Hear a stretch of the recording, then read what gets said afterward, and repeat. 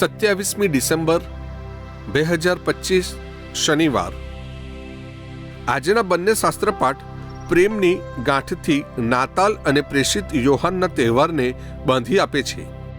ઈશ્વરના વહાલા શિષ્ય તરીકે ઓળખાતા યોહાન શાશ્વત સ્વરૂપ રૂપે ઈશ્વર પાસે રહેનારા પ્રભુને પ્રેમ અને આનંદના અવતાર રૂપે ઓળખાવે છે.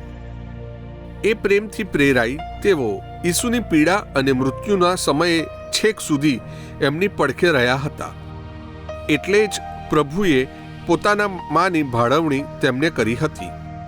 યોહાન જેમ પ્રભુ પ્રત્યે મારા કુટુંબ તરફ, મારા જીવનમાં આવનારા સૌ તરફ વફાદાર રહી પ્રભુના વાલા શિષ્ય બની રહેવા મારી તૈયારી કેટલી. પ્રસ્તુત કરતા અમૃતધારા Don Bosco animation centre Kapadvanj.